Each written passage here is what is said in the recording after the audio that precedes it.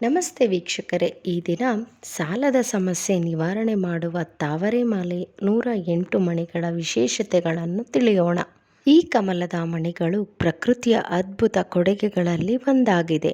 ಈ ಕಮಲದ ಬೀಜಗಳನ್ನು ಕುಬೇರ ಬೀಜಗಳು ಎಂದು ಕರೆಯಲಾಗುತ್ತದೆ. ಈ ಕಮಲದ ಬೀಜಗಳಲ್ಲಿ ಮಹಾಲಕ್ಷ್ಮೀ ದೇವಿ ನೆಲೆಸಿದ್ದಾಳೆ ಎಂಬ ಪ್ರತೀತಿ ಇದೆ.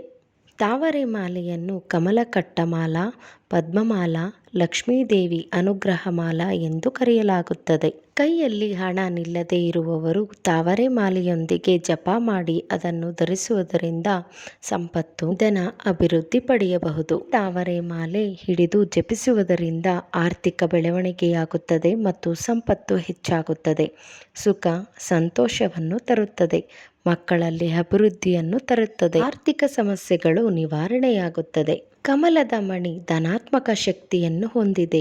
ಕಮಲದ ಮಣಿ ಧನವನ್ನು ಆಕರ್ಷಿಸುತ್ತದೆ ಹಾಗೂ ತಾವರೆ ಮಾಲೆಯನ್ನು ಧರಿಸುವವರು ಮಾನಸಿಕ ಸಂಶಯ, ಏಕಾಗ್ರತೆ ಮತ್ತು ಒಳ್ಳೆ ವಿವೇಚನೆ ಶಕ್ತಿ, ಸಾತ್ವಿಕ ಗುಣಗಳನ್ನು ಹೊಂದಿರುತ್ತಾರೆ. ಮಾಲೆಯನ್ನು ಧರಿಸುವುದರಿಂದ ದೇಹದಲ್ಲಿ ವಿದ್ಯುತ್ ಶಕ್ತಿಯು ನೆಲೆಗೊಳ್ಳುತ್ತದೆ. ಇದು ದೇಹದಲ್ಲಿ ರೋಗನಿರೋಧಕ ಶಕ್ತಿಯನ್ನು ಹೆಚ್ಚಿಸುತ್ತದೆ.